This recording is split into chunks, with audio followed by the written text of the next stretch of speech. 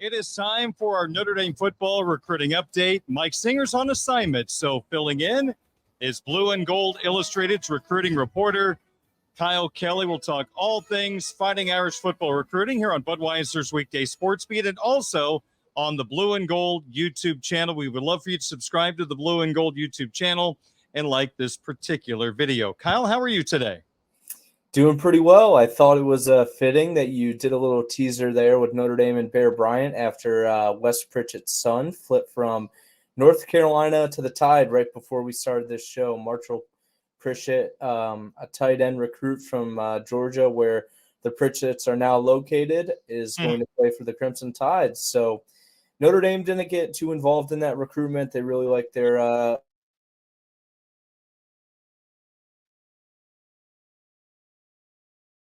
found that ironic as we get the show started. Well, it's obvious that the Pritchett traits for football ended at some point, probably with me, because there's a lot of good Pritchetts in college football. All right, Kyle, let's talk Notre Dame football wide receiver recruiting. I think Irish fans are really honed in on what this 25 wide receiver class is going to be. We'll get to that in a second. But Notre Dame is still trying to add to that class, and a name that Mike Singer brought up to me a couple of weeks ago is Jaylen Cooper, a four-star wide receiver who's already committed to a school, and Notre Dame was trying to pry him away. Where do we stand with Jaylen Cooper? Yeah, Jaylen Cooper, four-star wide receiver out of Cibolo, Texas, in the San Antonio area, attends Steele High School. On3 rates him as a four-star. He's also a four-star in the On3 industry ranking, which compiles and weights the ratings of all the four primary recruiting media services, being On3, ESPN, 24/7 Sports, and Rivals.com. On3 has him ranked as the number 104 overall player in the class and number 16 wide receiver nationally. So that's a long way of saying that he is one of the most coveted pass catchers in the 2025 cycle.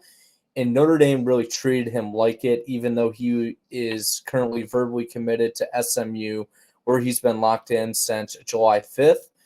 Chad Bowden, Notre Dame's general manager, went down to see him earlier this football season. Then they got Cooper up to campus for an official visit the weekend of the Stanford game. And coming out of that visit, the timeline for a final decision of whether he was going to stick with the Mustangs or flip to the Irish was within about a week of his official visit wrapping up. And the buzz coming out of his end of town on late Sunday night and then early Sunday or Monday morning was that he was trending toward playing for the in-state school. And on Monday night, Cooper made that public by announcing he is 1,000% locked in with SMU. So Notre Dame failing to flip him into their class. I'm not sure we can call this a recruiting loss, but it's obviously a disappointment for the Irish, who wanted to head back to Texas to get a guy that I think maybe, they envisioned having a similar impact to Jaden Greathouse coming to Notre Dame. Greathouse playing in that same area, that same league, that same classification down in Texas. And Cooper's high school stats are pretty, I wouldn't say, you can't even really compare Jaden Greathouse's high school stats because he left his high school career like catching, I don't know, it was like over 4,000 yards. He had a magnificent high school career with the help of Cade Klubnik, Clemson's quarterback, as his high school signal caller. But Jaylen Cooper just had as competitive of a stat sheet so far the last couple of years.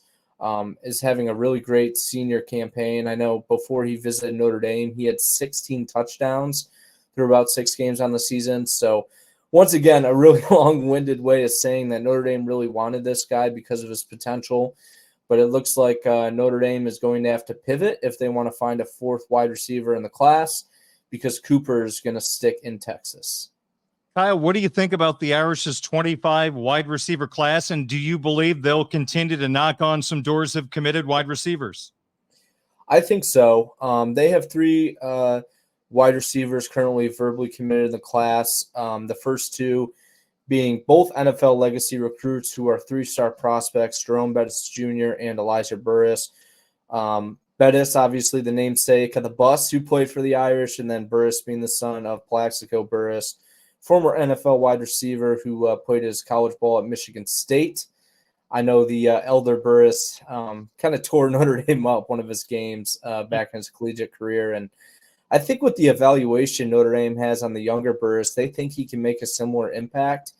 You know, when Notre Dame accepted his commitment, he only had, I think, maybe around 10 scholarship offers, and maybe half of those were from power conference schools. So he's really developed into a heck of a ball player during his senior year. He also plays on his high school team with an Ohio State wide receiver commit. And if you're going to Ohio State to play wide receiver, that's a pretty good indicament of how good of a football player you are, especially at the wide receiver position with the rate they've churned out those guys at that position. And Elijah Burris is actually outperforming his teammate Desi Jones this season. So they have a guy they really like in Burris. You know, Jerome Bettis, yes, he's a wide receiver. He's the lowest ranked player in the class. Could also end up at defense in college. So he's just one of those guys, like, you know, I want to call him like a bonus in the class, but, like, you know, he kind of is what he is at this point. You know, he's a 3-star. You know, I don't think he's like, you know, some magnificent, outstanding high school prospect. I mean, I expect him to contribute during his Notre Dame career. But either way, they still want to add one more wide receiver recruit in this class to pair along Burris, Bettis, and then the other guy, Antavius Richardson, 4-star athlete from the Georgia area who really blew up late in his recruitment. So those are the 3 guys Notre Dame has. And like I said, they want to get a 4th. And it sounds like they are not going to be very public about their intentions to get a 4th wide receiver recruit, meaning that if and when there's a guy they go after, I don't expect that recruit to publicly announce a Notre Dame offer. I think they're going to kind of do this one in silence, which is similar to the way they flipped Clemson quarterback Blake Hebert into the class. That one really came out of nowhere. That went completely unreported until he announced his commitment to Notre Dame at the a couple weeks ago. So that's kind of how I expect them to proceed with that moving forward. But in the meantime, they are going to take a stab at Derek Meadows, a top 100 recruit from Las Vegas, Bishop Gorman, who had been favoring Notre Dame for most of his recruitment. He ended up verbally committing to LSU at the end of July. Actually, was supposed to commit to LSU at the beginning of July, but then Notre Dame swooped in, made one last push, tried to make him reconsider. So we delayed that decision about a week or two. And it sounds like Notre Dame is aiming to get him on campus for the Florida State game. So I think that I'm not exactly sure how much confidence there was that would happen at the beginning of the season. But as kind of time moves on, I think Notre Dame is becoming a little bit more cautiously optimistic that they can take one last stab at Meadows before he ends up signing the paperwork with LSU. So could Meadows be the 4th wide receiver in the class? Notre Dame would love that. They would also take him to be a 5th wide receiver in the class, even if they can get another guy at that 4th position. And it will be kind of clandestine to find out who that guy could end up being. Our Notre Dame football recruiting update on the Blue and Gold YouTube channel and Budweiser's Weekday Sports Beat with Kyle Kelly. I'm Darren Pritchett. Where does Notre Dame sit in the national rankings? Any chance they could end up in the top 10? Yes, so a lot of movement in the national rankings over the last few weeks. A lot of guys, I mean, most of the 25 class, most of the top guys in the class are pretty much off the board at this point. For example, 29 of the 32 industry recruits, industry 5-star recruits are already committed. So that leaves only 3 uncommitted guys. And I think that's kind of the percentage and the ratio of what it's like for the majority of the blue chip recruits in the 25 cycle. So just looking at the rankings, which I'll pop on for our YouTube audience, Alabama leading the way with the top class with a score of 94 points, a little over 94 points. And the way On3 calculates their rankings, it's basically whatever the average number of commits is for a team in the cycle. So right now it is 17. So by the time the end of this cycle takes place and all the guys are committed, I think that number might jump up to right around 20 or 21. It's usually what the average number is for a recruiting class.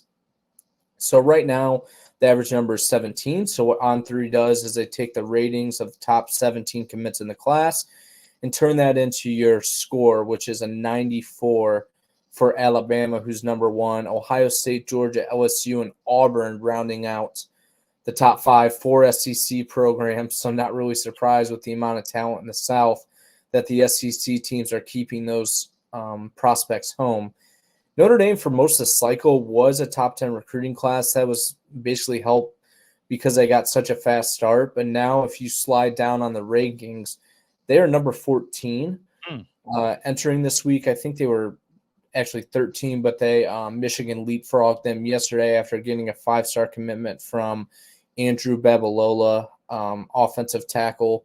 So Notre Dame is currently 14 in the class. And Notre Dame finished number 11 last year. I think they finished top 10 in Freeman's first cycle as head coach, his first full recruiting cycle. So with the way the class sits right now, it is 14. But however, there is a pretty good chance. Let me rephrase this. There is a chance, I don't know how good of a chance just yet, that they could finish with a top 10 class based on the way things are currently structured. And basically, I won't bore you with a lot of the numbers that I crunched before this show, but the way that they could do it is they have to land a commitment from Derek Meadows, flip him from LSU. They also have to get one of their remaining linebacker targets, Nathaniel Owusu-Boateng and Madden Faremo, both 4-star guys. Owusu-Boateng, the younger half-brother of Jeremiah Owusu-Koramoah, who plays his high school football at IMG Academy, and then Madden Faremo, who's from SoCal, plays for Jacera Catholic, has a connection with Kingston Villuamuasa, who played his high school ball at St. John Bosco. So if they get Meadows, one of those two guys, the linebackers that is, and then the third one being Jalen Wiggins, 4-star defensive lineman, French top 100 recruit from the Florida area, comes out of Tallahassee. Currently committed to the Gators, but Notre Dame's expecting to get him on campus for the Florida State game on the 9th. So if Notre Dame can get him in the fold as well, that gives, with the way things are currently situated, that would actually give them a number 8 class or number 8 team in the class.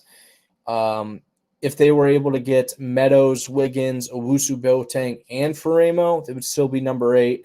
And if they were only able to get Wiggins and one of Owusu-Boateng and Faremo, it would be the number 9 class with the way things are currently situated. So basically Notre Dame finishing with a top 10 class is contingent on how they finish. They've gotten a lot of help from the rankings this year because players like Dominic Hulock, Antavius Richardson, there's been a couple others, Ko Okia, have gotten big-time rankings bumps, which has kind of helped anytime a individual player gets ranked higher in the class, that also helps the team rating as well. So that's how Notre Dame's kind of pacing there, and they're really going to be fighting tooth and nail to get a top 10 recruiting class and bolster this roster going into the 2025 season. Kyle, in our final 3 minutes, I want to ask you about a gold standard story you have up at blueandgold.com. It involves the 26 class, 25 recruits. You choose where they likely are going to end up. Are there a couple of Notre Dame recruits that you feel like will end up committing to Notre Dame in this 26 class? Yeah, so this was a good story if you're a Notre Dame or Illinois fan, because I predicted most of these recruits to one of those two schools, or actually Ohio State was there as well. And actually, let me rephrase one more time. I know I've been doing that a lot during the show, but not necessarily prediction, more so a projection and kind of how I formulated things. I've seen 25 of these 2026 recruits out on the road this fall, getting to meet them, their family, their coaches, everything like that. So I wanted to at least give an idea where I think each one of these guys is leaning that I've seen. And I think I predicted or projected 7 of them to end up with Notre Dame. And the 3 I feel best about right now are 2 offensive linemen from Michigan, Sullivan Garvin and Ben Nichols. Nichols from the Flint area and Garvin from in between in Kalamazoo. I think I like Notre Dame pacing pretty well to get a commitment from each one of those guys.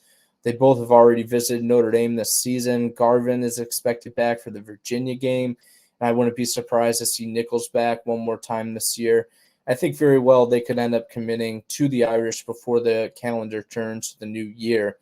One more guy who we've also talked a lot about on this show is 4-star defensive tackle Mikhail Blade from the Chicago Simeon School, which has also produced Notre Dame commit Christopher Burgess. Blade is really favoring the Irish early in this process. It's got a long way to go, but I think Notre Dame has a pretty good shot of keeping him close to home and adding him to the class. He's a top 100 recruit and would be a big get for Notre Dame. So those are three of the guys that I think Notre Dame is pacing best with right now. You can go check out my entire projections on blueandgold.com. That story was posted on Monday night, but I think this will be a good one to reflect back on as we go throughout the cycle. I'm personally curious to see how many of those guys I get correct, so to speak. I didn't formalize any predictions in the On3 recruiting prediction machine for any of these guys besides Nichols. So, really, really curious to see how that story ends up doing. And I think right now the guys I point toward ending up with the Irish are Garvin, Nichols, and Blade. Okay, you can check out Kyle's recruiting stories again at blueandgold.com. Tyler Horka, Mike Singer, the list goes on and on. Contributors at Blue and Gold Illustrated, and people can subscribe to Blue and Gold Illustrated. It's really easy. Just go to blueandgold.com and be a part of the family, and they get access to the always active message board. I would say that's probably one of the highlights, Kyle, of the Blue and Gold site. Besides all the articles, that message board gets a lot of traffic throughout the week. Yeah, we love to inspire the conversation on there, and every Thursday we usually have a staff Q&A. So come by, shoot us a question if you're a subscriber, and if you're not, I know new subs can get access to the site for 50% off an annual subscription right now. So check that out on our homepage. Kyle, good to talk to you about Notre Dame football recruiting. We really appreciate your work and your time, and we will talk to you again soon. All right, take care, Darren.